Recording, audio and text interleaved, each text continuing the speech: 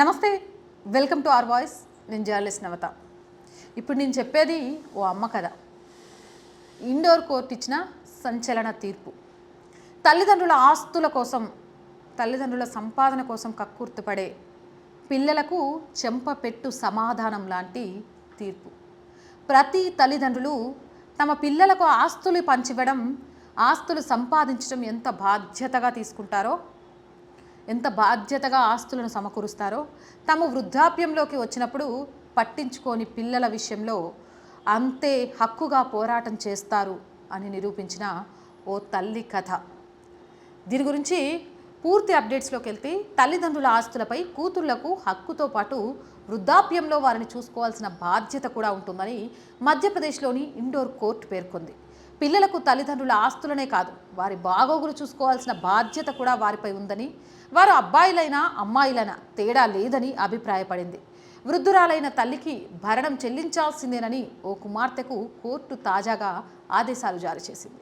కూతురు తనను ఇంట్లో నుంచి వెళ్ళగొట్టిందంటూ మధ్యప్రదేశ్కి చెందిన 78 ఏళ్ల వృద్ధురాలు న్యాయస్థానాన్ని ఆశ్రయించింది. తనకున్నది ఒక్క కూతురని, భర్త చనిపోయాక కూతురుతోనే ఉంటున్నానని చెప్పింది. భర్త నుంచి తనకు వచ్చిన సొమ్ము, ఇంటిని కూతురు తీసేసుకుందని తెలిపింది. ఆపై ఆమె ఇంట్లోనే తనకు చోటిచ్చిందని వివరించింది. అయితే కరోనా ప్రభావం తీవ్రంగా ఉన్న రోజుల్లో కూతురు తనను కొట్టి ఇంట్లో నుంచి బయటకు వెళ్ళగొట్టిందని చెప్పింది. దీంతో కోర్టును ఆశ్రయించినట్లు పేర్కొంది. కేసు పూర్వాపరాలు పరిశీలించిన ఇండోర్ అదనపు ప్రిన్సిపల్ జడ్జ్ మాయా విశ్వలాల్ ఆ వృద్ధురాలికి నెల 3,000 పంపాలని ఆమె కూతురుని ఆదేశిస్తూ తీర్పు చెప్పారు. చీరల దుకాణం నడుపుతూ నెలకు 22,000 వరకు సంపాదిస్తున్న కూతురు తన తల్లి పోషణ బాధ్యతను తప్పించుకోజాలదని పేర్కొన్నారు. అసలు వింటుంటే ఏమనిపిస్తుంది? చాలా బాధ అనిపిస్తుంది. ఒక్కగానొక్క కూతురు ఉన్నప్పుడు, అరే నువ్వు నా కోసం ఏం సంపాదించినావు? ఒక సొంత ఇల్లు కట్టించినావా? 1 ఎకరం పొలం ఉందా? ఏం సంపాదించినావు అని తల్లిదండ్రులను నిలదీసి అడిగే పిల్లలు ఉంటారే. కానీ తమ సుఖాన్ని, సంతోషాన్ని, ఆనందాన్ని, తల్లుల విషయానికి వస్తే ఎస్పెషల్లీ కొన్ని చీరలు వాళ్ళకి కట్టుకోవాలనున్నా, బంగారం పెట్టుకోవాలనున్నా, అమ్మో ఈ పైసలు ఖర్చు పెడితే రేపు నా బిడ్డకి పెళ్ళికో, నా కొడుకు చదువులకో, లేకపోతే నా కూతురు చదువులకో తక్కువ అవుతాయని వాళ్ళ ఆశను అలానే ఉంచుకొని చీరను ఒక 2 సార్లు షాపింగ్ మాల్లో ముట్టుకొని దాని బిల్లు చూసి వదిలేసి వస్తుంటారు. తమకి ఇష్టమైంది కడుపు నిండా తినాలి అనుకున్నా కూడా ఇంత ఖర్చు అయిపోతే రేపన్న రోజు పిల్లల ఫీజులకు ఏమన్నా ఇబ్బంది అవుతుందేమో అని తమ కోరికలను కోరికలుగానే ఉంచుకుంటారు. అలా తమ కడుపు మార్చుకొని మన సంతోషంలో వాళ్ళ సంతోషాన్ని తుక్కుంటూ పెంచి పోషించి తనకన్నా కూడా బాగా చూసుకొని బాగా సంపాదించగలిగే వ్యక్తికిచ్చి పెళ్లి చేస్తారు. అక్కడితో ఆగరు. కొడుకుంటే కొడుకుతో సమానంగా కూతురికి కూడా అని ఆస్తిని అప్పచెప్తారు. లేదా కొడుకు లేకపోతే ఇలా సింగిల్గా ఒకటే కూతురు ఉంటే చూసుకోకపోతుందా నా కూతురు అని ఉన్న ఆస్తి మొత్తం కూతురు పేరు మీద అప్పచెప్తారు.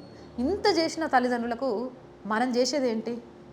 వాళ్ళు వృద్ధాప్యంలోకి వచ్చిన తర్వాత మేమున్నామనే భరోసా ఇవ్వడం.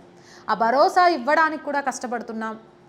వాళ్ళకు తిండి పెట్టడం ఒక భారంగా భావిస్తున్నాం.